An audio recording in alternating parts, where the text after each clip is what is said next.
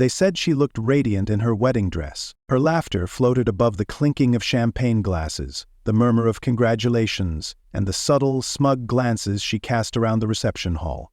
Kayla Monroe had crafted this moment with surgical precision. Every detail, from the imported orchids on the tables to the custom playlist humming through the speakers, whispered one message: I won. Her dress, a pearl-white silk masterpiece, shimmered beneath the chandelier light. Her groom, an investment banker with perfect hair and a predictable smile, hovered proudly at her side. Guests toasted their future, cameras flashed like applause. To the untrained eye, it was the picture of a woman who had everything she ever wanted, but not for long. I didn't plan to be here. Not for her, anyway. The truth is, Jade and I were attending a fundraiser in the adjoining ballroom. She had one arm draped casually through mine, her eyes sparkling with that effortless calm she always carried. She didn't need to compete or perform.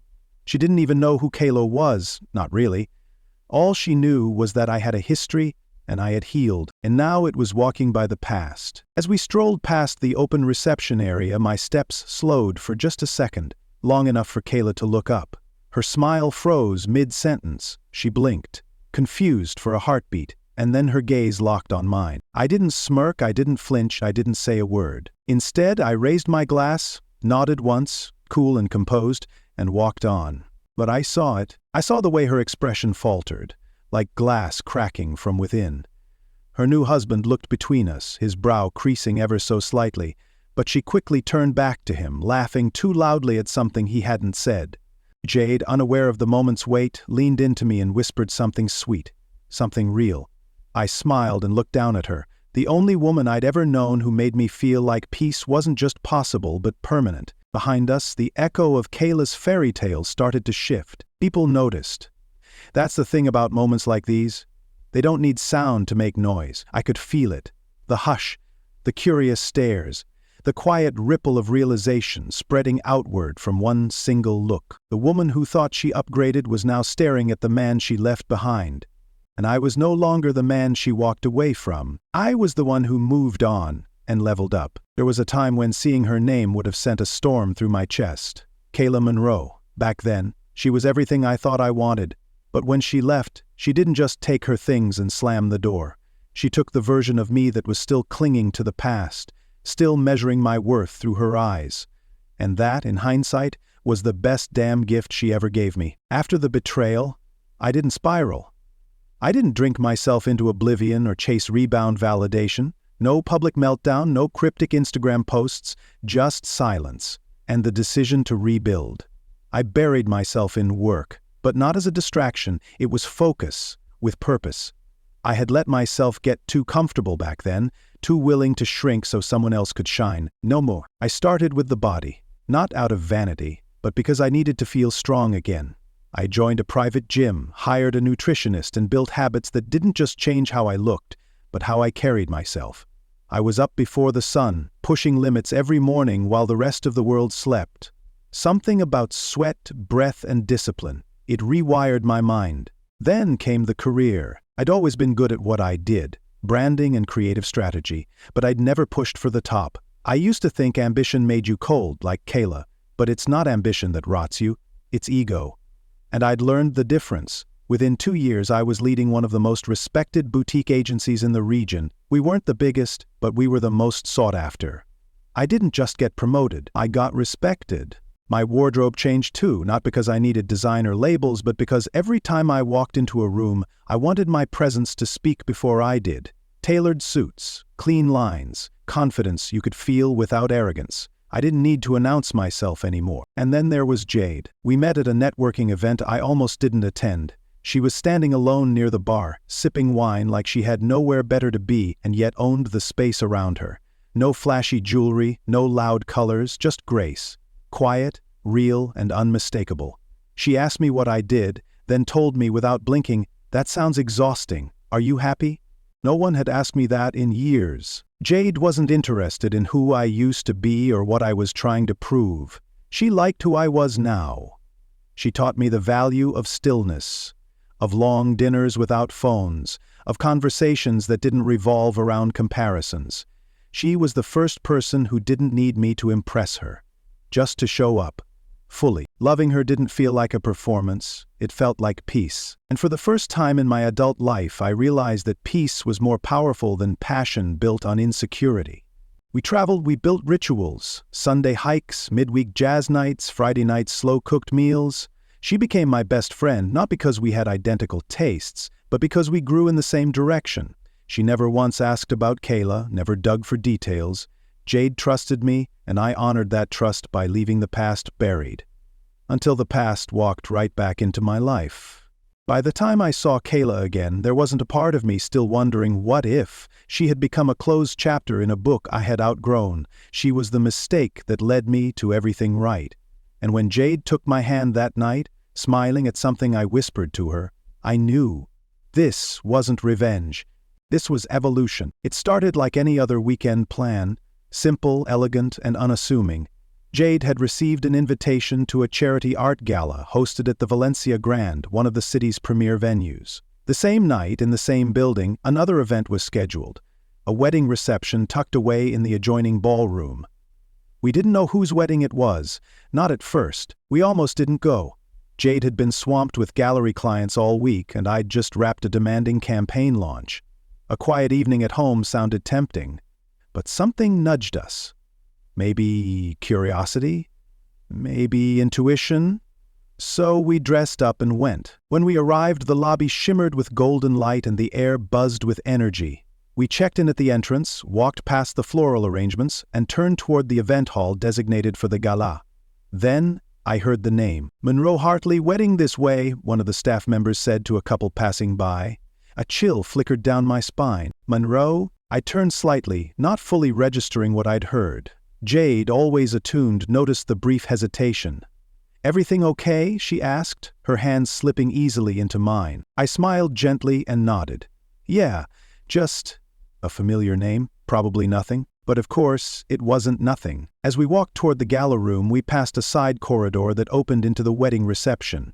I wasn't trying to look. In fact, I was doing everything I could not to.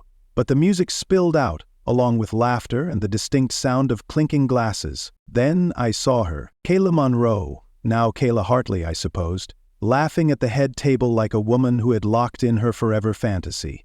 Same sharp jawline, same practiced smile, but something about her felt performative, almost rehearsed. She was basking in the spotlight of a life she had meticulously curated. And she never saw me coming. We weren't invited, that was the irony. Fate had dealt a perfect hand, and all we had to do was keep walking. Still, a part of me wondered what might have happened if we hadn't come tonight. If we'd chosen that quiet evening and she would have carried on without a crack in the glass. She would have toasted her new life and whispered, "I won," into her champagne flute, never knowing the truth. But fate didn't let her escape that easy. Jade tugged gently at my arm. "That's her, isn't it?" I nodded once. She didn't ask anything else. She didn't need to. We turned the corner and began walking straight toward the ballroom's wide-open reception doors. Not to crash the wedding, but because the path to our gala event led directly past their celebration. Just a coincidence. The kind that changes everything. I didn't plan it. I didn't dress for it. But suddenly it all felt inevitable. In a few steps I'd walk past her table, and she'd see exactly who I had become. The moment stretched before me like a quiet stage, lit perfectly, waiting for its leading man to make an unscripted entrance. I didn't pause. I didn't rush. I simply kept walking, the click of my polished shoes tapping lightly against the marble floor as we drew closer to the reception. The room was alive with celebration. Music swelling, glasses raised, laughter echoing through chandeliers and floral arches. Her guests were dressed to impress, all caught up in the fantasy of the evening. But none of it mattered when her eyes found mine. She didn't see me right away. She was mid-conversation, leaning toward a friend, one hand poised around her wineglass, the other gesturing in animated delight. But something shifted in her expression. An instinct, maybe. She glanced toward the corridor and froze. Our eyes locked. In that single second, the air between us thickened. I didn't stop walking. I didn't smile. I didn't blink. Jade was still at my side, calm and radiant, her hand resting lightly on my arm like she'd always been there. And in many ways she had. Just not in the pages Kayla once read. As we passed the table, I raised my glass slightly, not in arrogance, not in mockery, but in simple acknowledgement, a silent salute to a chapter long closed. She watched, stunned, lips parting as if to say something, but no words came. She saw Jade then, saw the elegance in her, the quiet confidence, the effortless beauty that didn't need validation. Jade didn't need to compete with Kayla because Kayla wasn't even in her league anymore. That realization was immediate. And it burned. Kayla's smile, so practiced, so polished, vanished, just for a moment, but long enough for the people at her table to notice. Her new husband turned his head toward me, confused by the shift in her energy. I saw the subtle furrow of his brow, the silent question in his eyes, but Kayla didn't answer him. She couldn't, because she was too busy watching a man she thought she'd broken walk by with everything she thought she deserved. I didn't turn back. There was no need to. Behind us, the music kept playing, but something in the air had changed. A silence folded itself around her table. Not loud, not obvious, but palpable. Jade leaned in slightly as we entered the gala, her voice low and smooth. That went well. I let out a soft breath. Better than expected. I didn't need an audience. I didn't need applause. The walk-by wasn't revenge. It wasn't even justice. It was peace mine, and for Kayla it was the beginning of a long night where the only thing more unbearable than her discomfort was the realization that I had nothing left to prove. Kayla sat perfectly still in the midst of her own celebration. Surrounded by floral centerpieces and the hum of polite laughter, her body remained present, but her mind had wandered far from the reception hall. Her fingers, now restless, toyed with the edge of her champagne flute. She hadn't touched her drink since we passed by. Across the room, her new husband leaned in, murmuring something she barely registered.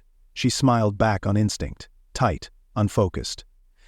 He didn't push, but the shift hadn't gone unnoticed. While photographers continued to capture memories she wouldn't remember clearly, and guests clinked glasses to futures she was no longer sure about, Kayla's eyes kept drifting back toward the corridor where I had disappeared, not because she wanted to see me again, but because she knew that was it. There would be no second glance, no curious return, no parting words. I had said everything I needed to without speaking. Her dress, once the symbol of her fairy tale, suddenly felt heavy on her skin. She adjusted it once, then again, as though discomfort could be stitched away. The reception music picked up, and she was coaxed onto the dance floor for the first waltz with her new husband. Cameras circled, flash after flash, perfect posture, perfect frame. But something inside her was cracking. She tried to smile, to dance like she believed in this moment, but her mind was stuck in a loop replaying a simple, quiet scene. A man in a perfectly cut suit walking by, a stunning woman beside him, no bitterness in his face. Only peace. That was the worst part. The peace. It was proof I wasn't angry anymore, proof I had healed without her, without needing her. Meanwhile, Jade and I were across the hall at the gala, spinning beneath soft jazz and golden light. Jade laughed as I twirled her, the hem of her dress catching in the air. I wasn't thinking about the past. I wasn't measuring the night in silent victories. I was simply enjoying myself, with the woman who made life feel like art. Someone asked for a photo of us, and we obliged. We looked good, happy, effortless. I knew that photo would eventually make its way online, and Kayla, sooner or later, would see it. But even that didn't matter. Later that night, as the events wound down and we walked back to the valet stand, I felt no lingering tension, just the content weight of a life rebuilt with care, a life that didn't include chaos, disguised as chemistry. Across town, in her bridal suite, Kayla checked her phone. No message, no call, nothing from me. She didn't know why she expected one, but she did.